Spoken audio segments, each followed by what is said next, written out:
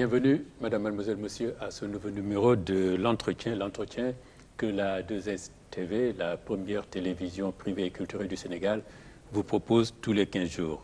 Porter assistance aux personnes atteintes d'attaques mystiques et de sorcellerie en maîtrisant les djinns qui en sont responsables. Voilà le combat de notre invité d'aujourd'hui. Notre invité s'appelle Ben Alima Abdelraouf. Il n'utilise qu'une seule arme dans son combat, le Saint-Coran, en rejetant toute autre pratique qu'il considère comme du shirk, c'est-à-dire de l'association. Il a publié d'ailleurs une vingtaine de livres sur le Coran. Bienvenue à cette émission. Merci beaucoup.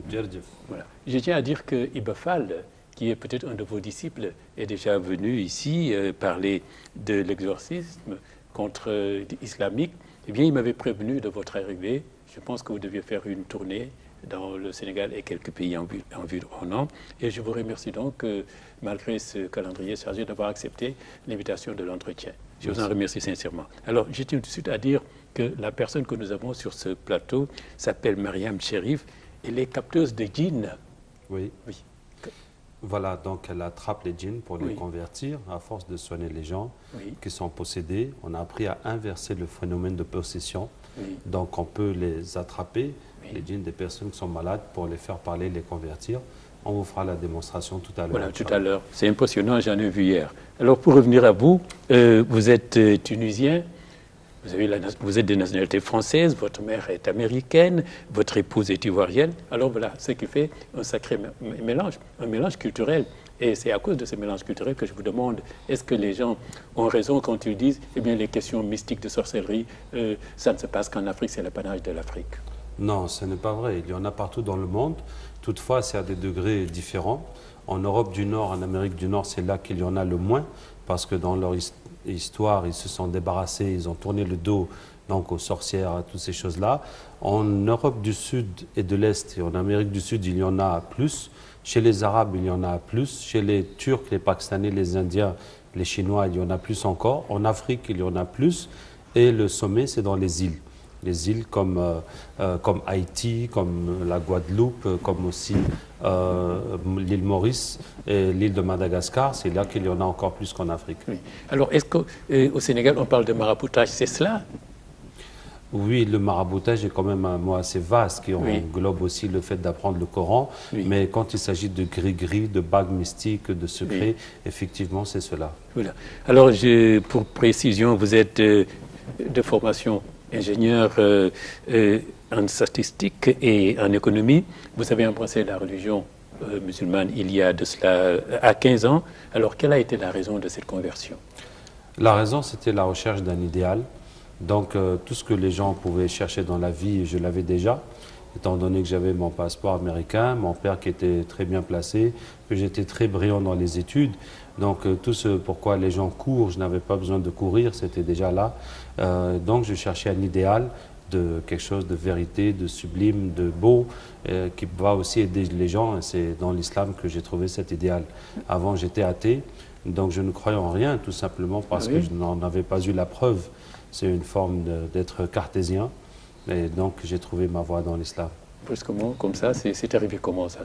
Bon, c'est arrivé qu'un beau jour, il y a 3 personnes complètement différentes qui m'ont invité à faire la prière. Et c'est comme ça que je suis entré dedans progressivement. Oui. Donc, vous voilà donc entré dans la religion musulmane. Et là, vous apprenez le Coran, vous apprenez l'arabe que vous maîtrisez. Et je pensais, vous parliez quand même l'arabe un peu étant d'origine tunisienne. Oui, j'ai appris l'arabe à l'école, donc depuis le début, j'étais assez bon d'ailleurs. Mais c'est quand j'ai commencé à faire les livres et à vouloir traduire, je voulais un diplôme de traducteur. Donc je me suis remis à la fac jusqu'à avoir une maîtrise de langue arabe. C'est toujours utile, surtout dans la traduction. Oui. Alors donc vous êtes là, vous vous lancez maintenant dans l'édition, 20 livres déjà sortis par votre maison d'édition qui s'appelle Le Figuier. Oui. Alors est-ce que ces livres portent sur le Coran ou bien alors sur ce que vous faites, c'est-à-dire aider les gens qui sont victimes de sorcellerie, comme vous dites? Bon, tous les livres portent sur ce que je fais, mais il n'y en a que 2 sur la question d'exorcisme et de djinn. Oui. Le reste, c'est des conseils, par exemple, réussir sa vie de famille, par exemple, la voie spirituelle, par exemple, le conseil aux jeunes de Surat Yusuf. Un Muslim Génération, c'est un roman sur les activités des jeunes. Donc, c'est le vécu que je vivais dans la prédication et la formation de la jeunesse, l'encadrement, Oui. qui a donné ces livres. Oui. Alors, donc, il y a presque 20 ans, c'est-à-dire précisément en 1997, que vous avez donc vous lancé le centre Rokia, qui est consacré uniquement, c'est cela, hein, aux problèmes des gens qui sont victimes d'attaques mystiques. Oui, depuis 1997, c'est mon Oui. travail, mon activité principale, de soigner les gens qui souffrent de problèmes de sorcellerie et de djinn. Oui. Sur plusieurs pays, vos activités portent sur plusieurs pays? Bon, j'ai commencé en France, comme j'étais Oui. là-bas. En France, on a des gens de plusieurs pays. Mais depuis 2005, donc, je passe la plupart de mon temps dans des campagnes pour sensibiliser, soigner et former des gens, établir des centres. Donc, à ce jour, on a des centres dans 35 pays sur les 5 continents. Oui. Alors, curieusement, donc vous luttez contre les djinns, mais vous dites que vous n'êtes pas exorciste, vous êtes plutôt un guérisseur coranique. Oui. Quelle est vraiment la différence? Bon, bon, alors quand on parle d'exorciste, on parle de quelqu'un qui chasse le diable. Oui. C'est surtout ça. Alors notre travail se porte plus sur le traitement des sorcelleries, qui sont la raison majeure que les diables, les djinns viennent chez les gens. Oui. Et souvent, les personnes sont atteintes sans qu'elles ne soient possédées. Quelqu'un qui a un blocage pour le travail, pour le mariage, pour la grossesse, pour les études.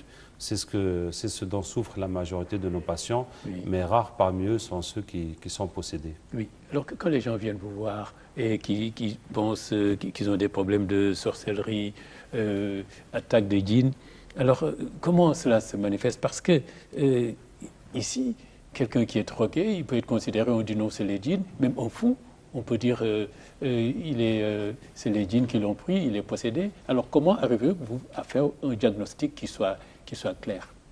Alors il y a 4 symptômes qui sont mentionnés dans le Coran et qui tracent la frontière entre la normalité de la vie et ce qui est paranormal. Hein? Donc le premier, c'est les blocages dans la vie, quand des blocages pour le travail, pour l'argent, pour le mariage, pour l'enfantement, pour les études. Successivement, systématiquement, les projets ne marchent pas, c'est les échecs. Donc quand les blocages sont anormaux et répétitifs, au point où on ne peut pas croire que c'est le hasard, mais on comprend qu'il y a une force mystérieuse qui bloque votre vie. Et c'est ça la sorcellerie, c'est ce qu'Allah dit, on demande à Allah de nous préserver du mal de celles qui soufflent dans les nœuds, ça veut dire qu'on a attaché ta vie mystiquement. Tu ne vois rien, mais pourtant ça ne marche pas, il y a quelque chose d'invisible qui est en train de t'empêcher d'avancer. Le deuxième symptôme, c'est les problèmes de santé anormaux. On a des douleurs qui ne finissent jamais, des maux de tête, de ventre, de jambes, de règles, ou bien on a des maladies bizarres que les médecins ne comprennent pas, comme des gens qui ont des plaies qui sont ouvertes depuis des années, autres maladies bizarres. On vous fait des analyses, on dit qu'il n'y a rien, et pourtant vous souffrez. Ça veut dire que cette maladie, les médecins ne la connaissent pas, et les machines ne la voient pas, donc c'est une maladie mystique. Et le troisième symptôme, c'est les états mentaux anormaux. Donc c'est votre mental qui est déréglé. Ça peut être tout simplement les colères, des colères anormales, surtout dans un couple. Quand on est loin, on s'aime. Quand on se retrouve, on se dispute. L'intimité devient très difficile dans le couple. Ou bien on déprime. Tout à coup, on n'a plus envie de sortir, de voir les gens, d'étudier. On s'enferme dans le noir. Ou bien on a des peurs, des phobies, on n'arrive pas à s'exprimer devant les gens, ou bien on a des doutes, on oublie, et aussi les hallucinations qui peuvent aller jusqu'à la folie. Oui.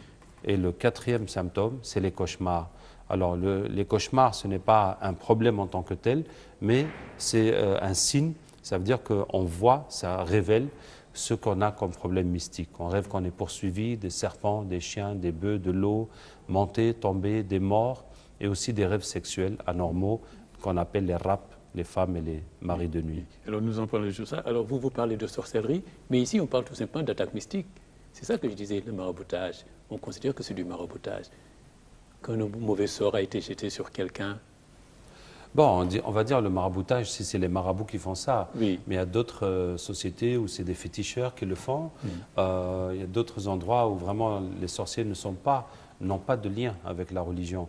Donc, le mot technique, en tout cas en arabe, c'est la sorcellerie. Maintenant, que celui qui fait soit un marabout, ou un pasteur, ou un féticheur, ou quel que soit un animiste, en tout cas, le résultat, c'est le même. Oui. Alors, vous soignez exclusivement avec le Coran, ça, il faut le préciser. Alors, moi, je me dis que tout le monde devrait le faire. Dès lors que c'est par le Coran et qu'on peut l'apprendre, le maîtriser, en connaître les secrets, les arcanes. Effectivement, bon, la condition minimale, c'est de pouvoir lire le Coran. Oui. Donc, au minimum, chacun peut apprendre, et on le souhaite, chacun peut apprendre à se soigner lui-même. D'ailleurs, on va en profiter pour donner une recette à tous nos téléspectateurs. Prenez de quoi écrire. Si vous vous reconnaissez dans ces symptômes ou que vous voyez que les membres de votre famille en souffrent, vous pouvez les traiter comme vous priez, comme tout un chacun prie Dieu de l'aider, de le guérir.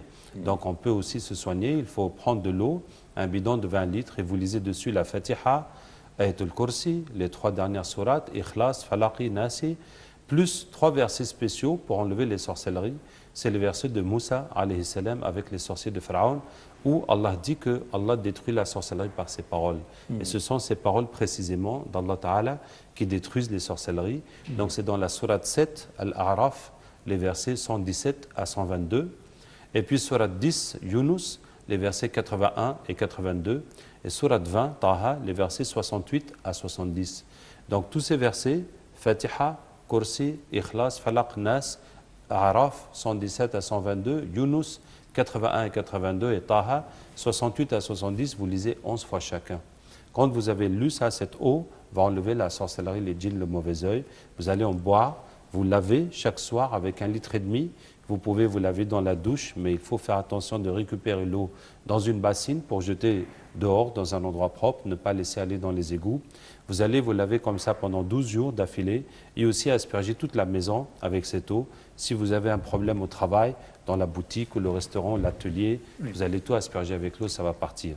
Donc voilà une formule très efficace que chacun peut faire et ça va vous montrer le pouvoir du Coran, puisque Allah dit, nous descendons un Coran qui est un remède et une miséricorde pour les croyants. Hein? Quand vous allez vous laver avec l'eau ou asperger votre boutique, ça va tomber sur la sorcellerie comme l'eau sur le feu. Donc ça, c'est un traitement de base que chacun peut utiliser. Maintenant, nous utilisons beaucoup plus de choses. Alors pour bien maîtriser le Coran, est-ce que, oui, je disais, si quelqu'un apprend le Coran, est-ce qu'il peut se soigner en cas d'attaque mystique? Et mais alors, a-t-il besoin d'avoir des pouvoirs extraordinaires en plus? Non, il n'y a pas de pouvoir extraordinaire. Bon, il n'y a pas. Mais dans le Coran, plus on est pieux, plus on est pur, plus on y croit, plus on est concentré au moment de la lecture, plus ce sera efficace. Oui. Alors, on parle d'attaque de djinns. Alors, est-ce que c'est facile? Vous dites que les djinns, quand on préparait cette émission, vous dites que les djinns sont plus faibles que les hommes, mais ce n'est pas ce que les humains pensent. Nous craignons les djinns. Oui. Mais vous dites qu'ils sont plus faibles que nous. Effectivement, les djinns sont plus faibles. Les djinns sont plus faibles par leur nature. Ils sont créés de feu, alors que nous sommes créés de terre. Oui. Donc, quand les djinns viennent dans nos rêves, comme les rap, donc pour nous c'est un rêve, pour eux c'est la réalité. Donc notre rêve c'est leur réalité. Quand le djinn parle dans ta tête, il fait le waswas pour te diriger vers le mal. Pour eux c'est des paroles, pour nous c'est des pensées. Donc les paroles pour eux, ça vaut des pensées pour nous. Quand nous lisons le Coran, on parle, ça va les brûler, ça peut même les tuer. Donc les paroles pour nous, ça vaut des actes pour eux. Donc c'est comme ça que les djinns sont dans un monde inférieur. Et en fait, ils ne peuvent pas influencer beaucoup dans notre vie, mais ils nous donnent l'illusion de nous faire peur ou de nous faire espérer des choses. N'ont-ils pas des pouvoirs extraordinaires que nous n'avons pas? Par exemple, ils sont beaucoup plus nombreux que nous, on le dit. Alors deuxièmement, c'est des êtres, on les dit, surnaturels, ce qui suppose qu'ils ont des pouvoirs que naturellement nous on n'a pas, qu'ils nous voient sans qu'on puisse les voir. Mais c'est des positions de puissance par rapport à nous. Et vous dites qu'ils sont plus faibles que nous. Effectivement. Mais si vous voulez, c'est comme si on dit que les chiens ont des pouvoirs que nous n'avons pas. Leur odorat est beaucoup plus développé, leur ouïe est plus développée. Si vous arrivez à élever, par exemple, pour aller à la chasse, le chien est beaucoup plus efficace que l'homme pour amener le gibier. Bon, effectivement, il a des avantages. Mais c'est l'homme qui domine quand même. L'homme peut apprivoiser le chien et l'homme a l'intelligence de dominer la situation. Quand Allah a voulu créer Adam, alayhi salam, il a dit aux anges, je vais mettre un calife sur terre. Alors que les djinns étaient déjà sur terre. Donc c'est l'homme qui est le calife d'Allah, ce n'est pas les djinns. Et dès qu'Allah a créé Adam, Allah a ordonné à Iblis de se prosterner devant Adam, et pas l'inverse. Iblis était le meilleur des djinns, et Allah lui dit, voilà, maintenant c'est lui qui va être ton maître, et il va descendre sur terre, vous serez derrière lui. Iblis a refusé. Toutefois, c'est la position que l'homme a donnée par rapport aux djinns. En tout cas, on va vous expliquer que, quelle que soit la façon qu'un djinn attaque un homme, on peut toujours le dominer, on peut même le tuer. Oui, oui, bien sûr. Oui, le plus souvent, le plus souvent, les djinns attaquent l'homme dans le rêve.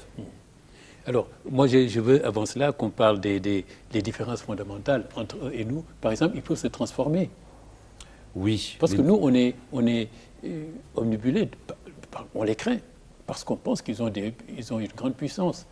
Vous venez de dire le contraire, ils sont faibles devant nous. Oui, effectivement. Nous allons vous prouver ça. Oui. Effectivement, les djinns peuvent se transformer en humain, en serpent, en chien, en oiseau, des fois. Bon, c'est rare, mais ça arrive. Alors, il faut savoir que quand le djinn fait ça, il devient extrêmement vulnérable quand il fait ça. Hein? Donc, si tu tues l'animal, le djinn est mort. Et si tu l'attrapes, il devient ton prisonnier aussi. Il ne peut plus s'enfuir. C'est arrivé au temps du prophète sallallahu alayhi wa sallam. Mais je vais vous dire très simplement, si vous êtes dans une maison et vous voyez tout à coup un serpent, ou un hibou, ou un margouillat, ou quelque chose qui vous effraie et qui a l'air mystique, qui a l'air anormal, alors il faut savoir que le djinn ne peut pas apparaître ou disparaître si tu le regardes. Donc, une fois qu'il est là, tu vas le regarder fixement et il ne peut plus partir. Et là, tu vas lire Ayat al-Kursi, et si c'est un mauvais djinn qui est venu te faire du mal, tu vas lire jusqu'à ce qu'il meure, et ce sera fini. Alors, il y a des différences fondamentales entre eux et nous, par exemple. Entre eux et nous? Oui. Oui, les différences fondamentales, c'est le corps. Nous sommes créés de terre, nous sommes soumis à des lois physiques. Eux, c'est une énergie, donc ils peuvent se déplacer très vite, et ils peuvent rentrer en nous, ils peuvent lire dans nos pensées. Sauf que leur raisonnement est moins que le nôtre, ils sont moins intelligents et constructifs. Mais par contre, ils n'oublient pas. Ils n'oublient pas. Oui, ils n'oublient pas. Donc un djinn qui a vécu des siècles et des siècles peut te raconter tout ce qu'il a vécu. Hein, ils vivent plus longtemps que nous, donc ils peuvent vivre des milliers d'années. Voilà. Mais les djinns ne transforment pas la nature. Donc ils vivent dans les endroits qu'ils trouvent. Alors, leurs attaques, vous m'avez dit, ils nous manipulent, ils nous dupent par le rêve, par exemple. Oui, alors ils nous attaquent dans le rêve. Si vous rêvez que vous êtes attaqué par un chien, un serpent, etc., c'est comme ça qu'ils nous attaquent, aussi les maris de nuit, les femmes de nuit. Si dans le rêve, vous vous rappelez de dire Bismillah, Allahu Akbar, ou de lire le Coran, ça va le bloquer, il va s'enfuir. Donc, qu'est-ce que vous devez faire? Si vous êtes attaqué dans le rêve, vous l'attrapez, et puis vous lisez Ayat al-Kursi. Si vous ne connaissez pas, vous lisez ce que vous pouvez, même de dire Bismillah, jusqu'à ce qu'il est mort. Et s'il est mort dans le rêve, il est vraiment mort, c'est terminé.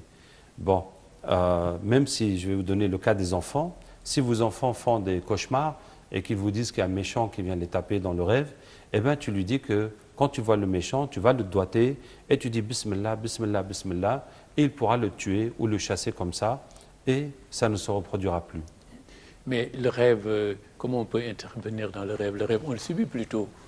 Effectivement. Et quand on voit un animal, le rêve, je veux dire, on n'est pas maître du rêve. Oui, on n'est pas maître du rêve, mais quand tu vois quelque chose qui t'attaque et tu t'enfuis, tu as quand même fait l'acte de t'enfuir. Maintenant, il faut te préparer avant de dormir. Il faut te préparer, faire tes prières, tes protections, et tu demandes à Allah tabaraka wa ta'ala que ces djinns qui t'agressent, qui te fatiguent, de te donner la force de les vaincre. Et tu vas dormir avec la colère de les attraper. Alors, et puis, et ce n'est pas seulement par le rêve qu'ils attaquent, il y a aussi parfois cette sorte de paralysie qu'on a pendant le sommeil. On dit que c'est une action des djinns. Est-ce prouvé? Oui, vous pouvez en avoir la certitude, parce que si tu dors ou tu es sur le point de t'endormir et tu sens quelque chose qui te paralyse, alors ce qu'il faut faire, d'abord il faut l'attraper. Et comment tu vas l'attraper quand tu es toi-même paralysé? Tu vas serrer les mains, tu essayes de serrer les mains même un peu avec l'intention de l'attraper, et dès que tu as serré les mains, tu commences à lire dans ta tête Ayat al-Kursi, puisque ta langue est attachée, tu laisses la langue, jusqu'à ce que ta langue se détache, et tu lâches pas, et tu lis jusqu'à ce qu'il est mort ou qu'il s'est enfui. Hein, sinon, la preuve que c'est des djinns, c'est que dès que tu vas dire Bismillah dans ta tête, ou tu vas lire le Coran, ça va partir, ça va disparaître. Donc là, on sait que ce n'est pas quelque chose de médical ou de psychologique. Oui. Alors, quand tu lis le Coran en cas d'attaque, c'est n'importe quel verset. Je pense qu'il y a des versets prédisposés qui sont pour lutter contre eux. Bon, tous les versets du Coran vont être efficaces, mais le mieux, c'est Ayatul Kursi. Oui, oui. Alors, dites-moi, s'ils se transforment, comment on peut leur faire face? Bon, s'ils se transforment, bon, je l'ai dit, Oui. si jamais tu vois dans ta maison ou sur ta route, dans un chemin, dans la forêt, une bête bizarre ou une personne, une vieille dame qui te fait peur, donc tu vas la regarder fixement, hein, tu ne vas plus la lâcher des yeux, tu vas lire, jusqu'à ce qu'elle soit consumée. L'autre façon de vaincre les djinns, c'est quand quelqu'un est possédé, comme le cas des filles qui tombent dans les écoles. Oui, oui. Donc, si ça arrive, il faut tenir la personne et vous allez frapper sur sa tête ou bien sur son cou, sans faire du mal à la personne, et lire Ayatul Kursi ou bien simplement répéter La ilaha illallah Muhammad Rasulallah jusqu'à ce qu'elle arrive à répéter. Donc, comme ça va casser la tête du djinn, ça va le brûler jusqu'à ce que soit il s'enfuit, soit qu'il devienne musulman. Donc, par exemple, dans les écoles, les crises des filles, c'est les djinns qui attaquent les écoles pour obtenir des sacrifices, hein, des moutons, des bœufs, finalement pour qu'on les adore, pour nous ramener à l'animisme. Ah oui? Oui, c'est ça leur objectif. Les diables sont en train de lutter pour leur survie. Aussi. Et pour nous sortir de l'islam. Et donc, si vous faites ça à chaque fois, donc ils ne viendront plus. C'est comme si des enfants viennent voler, puis on les attrape, on les chicote à chaque fois, donc ils ne viendront plus. Alors donc ils peuvent nous amener, ils nous dupent à ne pas utiliser le Coran contre eux, mais à leur faire des sacrifices, Oui. ce qui les fortifie. Effectivement. Ah oui. Et souvent, quand ils demandent ces sacrifices, par exemple, bon, on a fait une tournée en Guinée-Conakry, Oui. parce que le problème des crises dans les écoles, c'est dans toutes les écoles. Donc, on a travaillé avec le ministère de l'Enseignement et le secrétariat national des affaires religieuses. On a fait plus de 80 écoles. Et les djinns viennent les lundis et jeudis et vendredis, qu'il y a les crises, parce que c'est les jours qui sont plus favorables à l'adoration. Le vendredi, puis lundi, jeudi, c'est aussi pour le jeûne et la salade sur le prophète, sallallahu alayhi wa sallam, pour faire croire que c'est quelque chose d'islamique, Oui. qu'on devrait ces jours-là aussi faire des sacrifices pour les djinns. Mais alors il y aurait de leur part un vrai combat de positionnement. Ils ne veulent pas se laisser vaincre, ils résistent. Ils sont plus nombreux. Bon, en tout cas, si vous étiez avec nous il y a 2 jours, Oui. on était à Rufisque et là on a capté pour les khams, pour les baobabs qui sont là. Et vraiment, le djinn est venu avec beaucoup de force. Il dit que lui, son travail, c'est de tuer tous ceux qui veulent laisser les khams et tous ceux qui s'y opposent. Hein, tous ceux qui disent qu'il faut laisser les khams. Donc effectivement, les diables, ils vont tout faire pour défendre leurs acquis de fétichisme. Mais alhamdoulilah, il s'est converti et il a dit que maintenant, son travail, ce sera au contraire de combattre ceux qui adorent les khams. Oui. Alors, dites-moi, quand ils attaquent les filles dans les écoles, c'est souvent que ça se passe. C'est les filles qui tombent Oui. en transe, tout ça. Alors, parce qu'elles sont plus vulnérables? Alors, pour plusieurs raisons.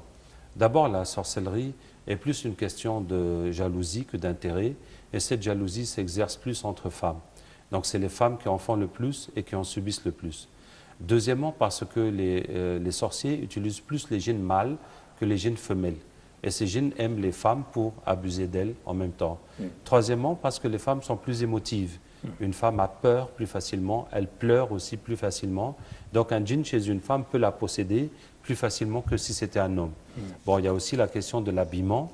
La question de l'habillement vient en plus parce qu'une femme qui s'habille mal, d'une façon qui n'est pas couverte, d'une façon qui attire les hommes, donc ça lui fait des péchés à longueur de journée et ça renforce les djinns qu'il y a avec elle. Ils se nourrissent de ces péchés. Donc, ce qui fait qu'ils sont bien plus à l'aise chez une femme. Oui.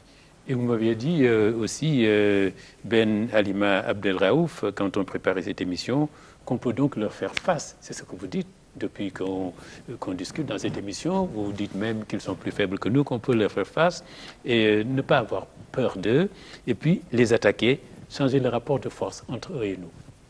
Oui, On peut y donc parvenir. c'est ce qu'on peut faire, comme on a dit, dans le rêve, ou bien quand on est paralysé dans le sommeil, quand ils apparaissent devant nous, quand quelqu'un est possédé.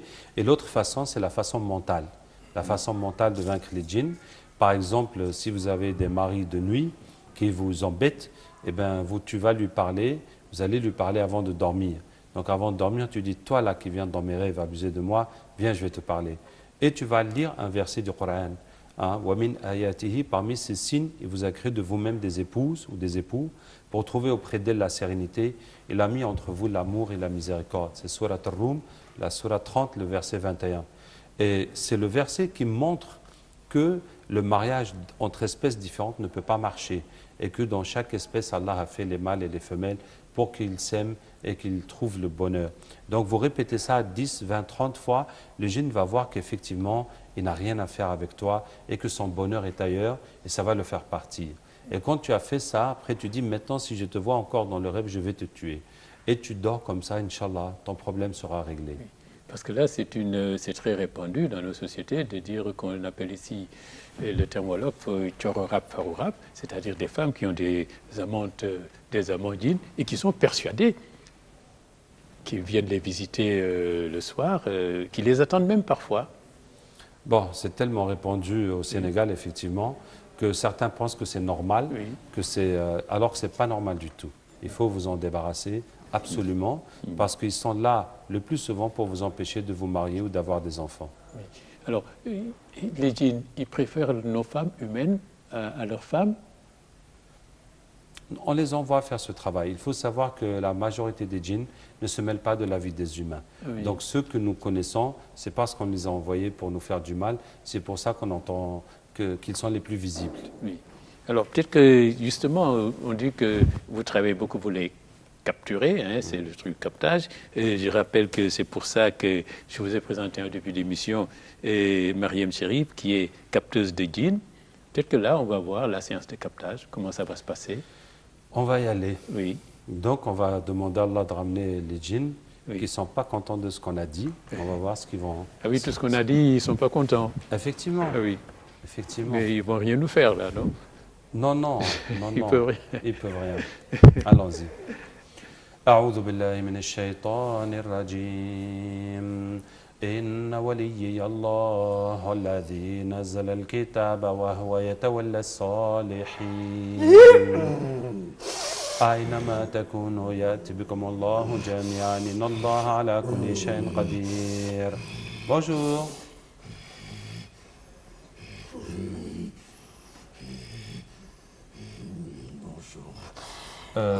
Tu étais dans le studio? Oui, bien sûr.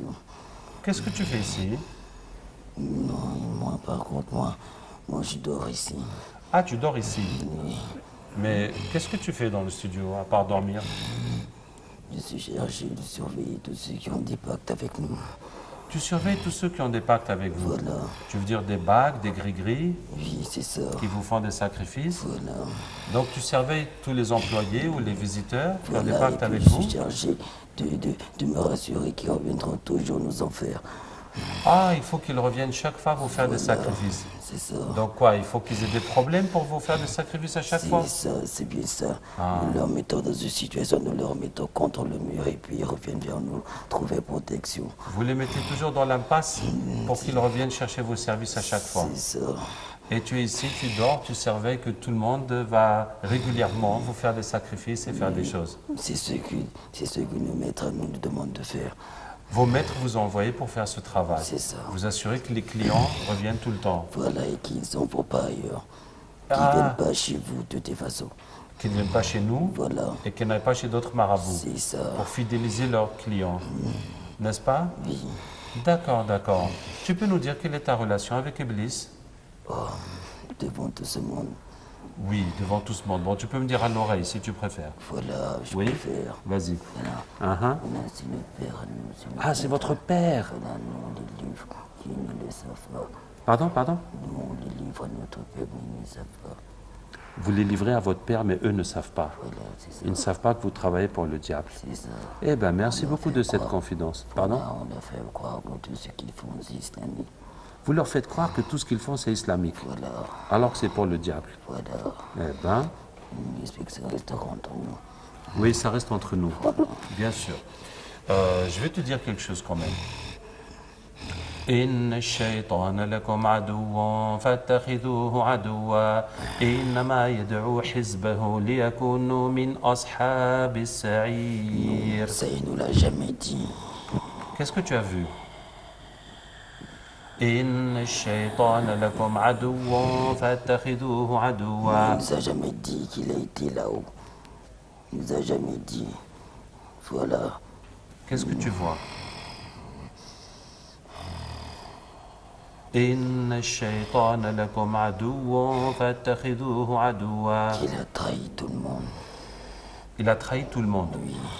إنما يدعو حزبه ليكونوا من أصحاب السعير. Ça aussi. Oui? Qu'est-ce que tu vois? Explique-nous. Il a refusé de se prosterner, c'est ça. وإذ قلنا للملائكة اسجدوا Il لآدم nous a jamais فسجدوا dit ça. إلا Il nous a jamais dit إبليس ça. كان من الجن ففسق عن أمر ربه أفتتخذونه وذريته أولياء من دوني وهم لكم عدو. Alors c'est lui-même qui s'est égaré, alors c'est lui qui a refusé. Alors c'est lui qui a refusé d'être guidé. Il nous a jamais dit ça. Il nous a jamais dit وإذ ça. قلنا للملائكة اسجدوا لآدم فسجدوا إلا إبليس كان من الجن ففسق عن أمر ربه أفتتخذونه وذريته Il أولياء a toujours من دوني. refusé que vous soyez au-dessus de nous. D'accord. Est-ce que tu acceptes d'être musulman, nom d'Allah? Et puis toi tu seras au-dessus de nous. C'est Allah qui est au-dessus de nous tous. وما خلقت الجن والإنس إلا ليعبدون.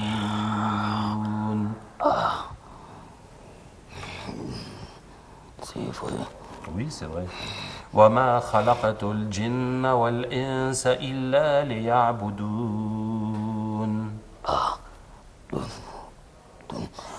أشهد أن لا إله إلا الله وأشهد أن رسول الله صلى الله عليه وسلم. Comment tu te sens maintenant? Il sent mieux, mais il nous a trahis. D'accord. Avant de te libérer, est-ce que tu peux dire à moi tous les gens qui ont l'habitude de faire des pactes avec vous? De leur dire. De toutes les façons, c'est qu'ils savent pas, ils perdent tous leur temps. Parce que nous, on est jeunes, on leur donne rien du tout. Nous, on prend plus auprès d'eux que nous, on leur en donne, on leur rien du tout.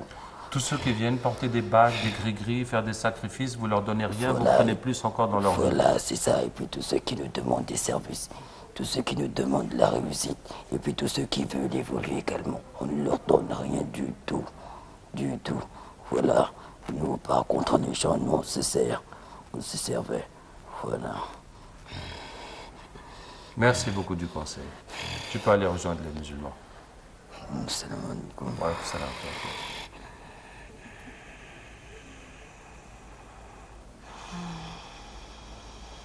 Et voilà, il est parti. Alors, Mariam Chéri, capteuse de djinn, c'était pas elle, c'était un djinn. C'est un djinn qui est venu, avec qui nous avons discuté. Oui, qui a dit qu'il dort ici, Oui, il dans dort le ici. studio de la Oui. Lozès. Il dort, bon, ça veut dire que les djinns passent la plupart de leur temps en hibernation. Oui, Et puis ils interviennent quand ils ont quelque chose à faire et après Oui. ils se mettent en veilleuse. oui, Ils attendent le moment d'intervenir. oui. Alors, ce qui s'est passé, donc voilà, c'est un djinn qui a parlé, on a suivi la conversation. Donc, quand on les vainc, on les capture, on les vainc, et puis, mais ce que vous faites, soit vous avez dit tout à l'heure, on pouvait les tuer, mais alors là, on ne l'a pas tué, on l'a ramené, À il est l'islam. devenu à l'islam. Oui, effectivement. Voilà. Le Coran agit directement sur les djinns. Vous voyez, elle ne comprend pas l'arabe, mais le djinn, même s'il ne comprend pas l'arabe, il va comprendre les versets du Coran Oui. et ça va agir sur son être jusqu'à ce qu'il devienne musulman. Oui. Alors, un djinn musulman, quel est Un djinn l'avantage? musulman, Oui. ben, il va adorer Allah comme nous autres. Maintenant, comme Iblis aussi. Mais il y a des musulmans qui ne sont pas gentils. C'est pas parce que le fait qu'il soit musulman, ce sera qu'il sera un bon djinn gentil. Oui, alors regardez, les djinns sont créés de feu. Oui. Le feu peut aller vers le noir ou vers la lumière. Oui. Donc quand ils font du mal, ils deviennent noir, noir, noir comme le diable. Quand ils font du bien, ils deviennent lumière, lumière, lumière comme les anges. Oui. Ainsi, Iblis, avant de désobéir à Allah, était parmi les anges. Donc quand il fait du bien, il devient lumineux. Chaque fois qu'il fait une bonne action, ça augmente sa lumière. S'il fait du bien, il devient ténébreux. Donc si un djinn est musulman, mais qu'il désobéit, il va devenir noir. Finalement, c'est comme s'il n'est pas musulman. Donc on parle des djinns qui deviennent blancs, et à force de faire du bien, ils deviennent comme les anges. Donc là, forcément, ils ne font pas de mal. Oui. Et donc là, quand ils sont des djinns musulmans, on ne peut plus les utiliser pour la sorcellerie, comme vous dites. Effectivement. Ils se détournent de cela. Oui, ils se détournent de cela, oui. Donc votre action, c'est ça la finalité. Oui, on convertit les djinns dans l'islam, ça, Oui. ça va détruire aussi les sorcelleries, les pactes qui sont faits, ça va affaiblir tout le mal, tout le satanisme Oui. qui est chez les gens. Oui. Alors si on voit le pouvoir du Coran, toutes les religions, c'est un peu, quand on regarde dans les films, on voit comment le diable, au vu de la croix, se consume au fût, c'est à peu près la même croyance là. Oui, bon, c'est la parole de Dieu. Oui. C'est la parole de Dieu. Bon, nous croyons, bon, je ne peux pas dire l'effet Oui. de la croix sur les djinns, Oui. mais en tout cas, c'est la parole d'Allah qui les fait reculer puis qui les convertit. Oui. Alors, donc vous conseillez, vous pratiquez l'utilisation du Coran pour lutter contre la sorcellerie, contre les méfaits des djinns, mais vous mettez en garde contre le shirk, c'est-à-dire donc éviter le shirk, vous le dites aux musulmans. Oui, effectivement. Le Coran, mais pas le shirk, l'association. Oui, pas le shirk. Oui. Donc il y a des pratiques que les gens pensent être de l'islam, alors que c'est tout le contraire. Oui. C'est exactement ce qu'il Oui, disait. oui. On leur fait croire que c'est l'islam, alors que c'est du satanisme. Hein, c'est vraiment le terme. C'est les diables qui sont derrière. Le premier, c'est les sacrifices pour les djinns. Oui. Si on vous dit d'égorger un bœuf noir ou un mouton noir ou une poule rouge, Oui. ou d'enterrer un animal vivant, de Oui. verser le lait dans le fleuve ou la nourriture sur la route, Oui. ce n'est pas une adoration de Dieu, c'est pour les diables. Oui. Hein. Et de leur faire ces sacrifices, c'est une adoration. Vous avez vu les rues de Dakar le matin, des œufs qui sont cassés là, des tas de choses, oui. Bon. Ça, c'est pas le Coran, Non, ce n'est pas le Coran, c'est pour les djinns. C'est des offrandes pour les djinns. Oui. Comme il dit, les gens veulent obtenir de l'argent ou un poste ou un mariage ou quelque chose, alors que les djinns se foutent de leur gueule. Ah et oui. puis au contraire, ils vont se servir dans leur santé, dans leurs enfants, dans toute leur vie. Oui. Et puis ils vont les affilier au diable par ces actes. Le deuxième pratique, c'est utiliser les noms de djinns dans les dhikr, dans les doigts. Oui. Donc si on vous donne un dhikr avec des noms bizarres, il ne faut jamais utiliser ça. Parce que les noms de Dieu, c'est ce qui est venu dans le Coran, c'est ce qui est enseigné par le prophète sallallahu alayhi wa sallam. Personne ne peut inventer ou amener un autre nom de Dieu qu'on n'a pas connu. Donc à chaque fois, c'est des noms des diables. Et le troisième, c'est les bagues et les bracelets de chance et de protection. Oui. Si on te dit que cette bague, ça va te protéger, c'est aussi un pacte avec les djinns, hein, avec les diables. Parce que sinon... Même quand on a mis des écritures coraniques dessus, sur ces bagues qu'on porte... Mais tu n'as qu'à prendre toi-même une bague et lire Qul Huwallahu Ahad dessus 1000 fois et porter. En quoi ça peut te protéger? Ce n'est pas comme ça. Le prophète nous dit qu'il faut le lire 3 fois après Subh, après Maghrib, avant de dormir, les 3 Qul, et ça va te protéger. Ce n'est pas en lisant sur des objets. Sinon, on va prendre le tapis de l'imam, là où il prie, où il lit à chaque jour. Donc on va se disputer pour chacun avoir un petit bout pour se protéger, mais on sait que ce tapis ne va pas nous protéger, encore moins les bagues. Et le quatrième, c'est les gris-gris, hein, qu'on attache pour se protéger. Ça aussi, ça va contenir du Coran, mais ensuite les codes des djinns et les carrés avec les noms, qui sont tous des codes pour amener les djinns. Et le cinquième, c'est de visiter les tombeaux des saints pour demander leur aide, alors que quelqu'un qui est décédé ne peut plus t'aider. S'il était vivant, même, il ne peut que prier pour toi. Mais une fois qu'on est décédé, on ne prie plus. Hein. Donc ça, c'est les shirks qu'il faut vraiment laisser. Et comme nous avons cette méthode du captage, ça nous permet à chaque fois d'amener les djinns qu'il y a derrière et ils vont dire tout ce qui se passe avec ces choses. Oui. Et le djinn a dit par l'intermédiaire de la voix de Mariam Chérif que ceux qui portent les cris-cris, nous leur donnons rien en fait. Oui, rien. Hein? Rien. Et les sacrifices disent, ils nous donnent mais nous ne leur apportons rien, nous ne pouvons rien pour eux. Au contraire, nous nous servons dans leur vie. Oui. Bon, le plus que les djinns peuvent faire pour toi, c'est un déplacement de ta chance. Oui. Donc tu veux l'argent, tu vas perdre la santé, tu veux le pouvoir, tu vas perdre tes enfants, tu veux régler tel problème, tu auras... Donc ils prennent dans ta poche droite pour mettre dans ta poche gauche. Donc tu penses des fois que tu as gagné quelque chose, alors que ta vie se détériore, c'est ce qu'ils ont dit.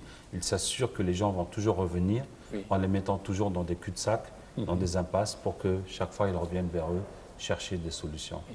Mais vous dites quelque chose là que ce sera difficile quand vous croyez au Sénégal, ne pas porter des gris-gris, ne pas prier sur la tombe des saints. Que Bon, du... je parle de prier Dieu, mais si Oui. c'est de se prosterner devant la tombe, effectivement, on ne peut pas se prosterner. En tout cas, si on est musulman, on ne peut pas. Bon, je ne peux que dire ce que l'islam dit, ce que Oui. Allah Ta'ala et le prophète sallam dit, Oui. mais à tous ceux qui souffrent, voilà, vous pouvez vous soigner vous-même avec le Coran. Oui. C'est une méthode transparente, gratuite, c'est le Coran.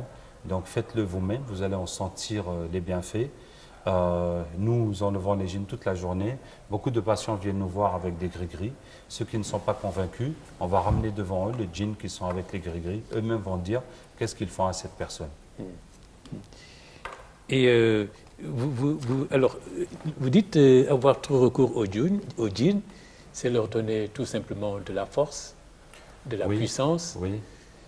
Oui, effectivement. Bon, si on prend le cas des filles qui tombent dans les écoles, pour qu'on leur fasse des sacrifices. Si on accepte de faire ces sacrifices, c'est comme si quelqu'un a kidnappé ta fille, il te dit je te la rends à condition que tu me donnes la clé de la maison.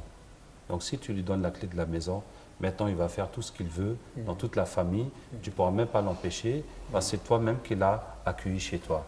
Donc ça va leur donner plus de pouvoir, ils vont rentrer de plus en plus dans la vie de la personne.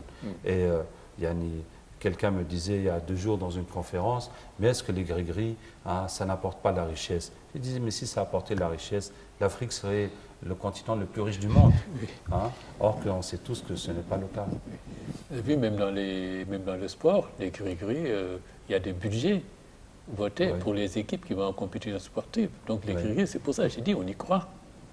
Oui, mais effectivement, ça peut vous donner quelque chose de ponctuel. Mais si tu veux gagner un match, par exemple, il y a des gens qui vous promettent de gagner le loto. Alors la question, c'est pourquoi il ne gagne pas le loto lui-même? Puisqu'il peut te faire gagner le loto, mais il n'a pas besoin de dire ça à personne. Il n'a qu'à gagner le loto lui-même. Pourquoi aller se vanter? Parce que c'est un échange. S'il gagne le loto, soit il aura un cancer, soit un de ses enfants va mourir. C'est comme ça. Ah oui. Et donc, il va te donner, toi, à gagner le loto pour que tu gagnes le cancer en même temps. Et toi, tu vas lui payer 100 000 ou 200 000, sa commission. Et puis, c'est tout. Oui. Parce que donc, c'est la même chose pour le sport. On pourrait faire, mais après, soit tu auras une mort prématurée, quelque chose de pire va t'arriver. Oui. Parce que les djinns ne font rien pour rien. Quand on a recours à eux, on s'affaiblit, on dépend d'eux. Et la conclusion aussi, c'est qu'ils font rien pour rien, comme vous venez de le dire. Bon, d'abord, ils ne peuvent pas faire quelque chose pour toi, si ce n'est de déplacer ta chance. Mais en plus, ils vont prélever leur part dedans. Oui. Donc, forcément, ce que tu pourrais obtenir, c'est beaucoup moins que ce que tu vas perdre, mais tu t'en rends pas compte. Oui. Alors, est-ce que vous pensez c'est dans la mentalité des gens, justement, parce qu'ils y croient dur. Est-ce que vous pensez que ça peut avoir ça a une conséquence, peut-être une petite influence sur ce sous-développement dont on parle, certains aspects? Oui, parce que, bon, la sorcellerie peut bloquer la vie d'un individu, ou sa santé, ou affecter son mental, l'empêcher d'étudier. Donc, s'il y en a beaucoup, ça va affecter la vie de tout le monde. Ça va affecter la vie de tout le monde. Donc, effectivement, des fois, les problèmes mystiques deviennent des problèmes publics. Par exemple, on va trouver des villages où toute la chance est bloquée, où aucun jeune de ce village n'arrive à s'en sortir. Tous ceux qui vont à l'aventure ne réussissent pas. Même les gens qui viennent de l'extérieur pour faire des projets n'arrivent pas. On a eu des villages où le courant n'arrive pas et les djinns disent que non, ils préfèrent rester dans le noir. Ils n'aiment pas la lumière. Donc, ils font tout pour que l'électricité n'arrive pas. D'autres villages où le goudron, la route n'arrive pas, pour que le village soit isolé, qu'une fois que tu es parti là-bas dans cette route affreuse, tu n'as plus envie de refaire ce chemin une autre fois. Des fois, c'est des projets de l'État qui n'arrivent pas, comme des barrages ou des ponts, pour vraiment libérer, aider les populations qui sont bloquées. Des fois, c'est des zones qu'on n'arrive pas à construire ou qu'on n'arrive pas à cultiver. Des fois, c'est des guerres qui ne finissent pas. Parce que la guerre, ça fait vraiment l'affaire des diables. Oui. Il y a toutes sortes de péchés qui vont avec la guerre, notamment. Les gens de tous côtés, de toute confession, vont chercher des protections mystiques, des antiballes. Donc vraiment, le business des sorciers, il est au maximum. Et bon, sans compter tous les péchés annexes qui viennent avec les guerres. Des fois, c'est les écoles où les filles tombent, comme j'ai dit. Mais pourquoi ces écoles où les filles tombent? Parce que les gens ont l'habitude de faire des sacrifices pour les djinns.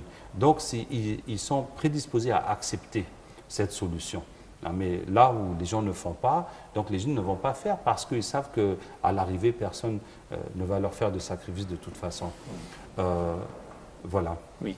Et quand les projets sont bloqués, parfois, les gens, ils ont recours à ça. Effectivement, les projets sont bloqués. On leur dit qu'il faut envoyer des Et bœufs, oui. etc. Oui. Et nous, notre travail, on se déplace sur les lieux, Oui. soit on travaille avec les populations, soit Oui. avec les autorités, Oui. soit avec les médias, parce Oui. que les médias sont très intéressés à Oui. donner l'aspect mystique des choses. Et on va amener les djinns qui sont là, Oui. et puis on va leur faire dire quel est leur problème Oui. pour les convertir et puis laisser la route aux gens.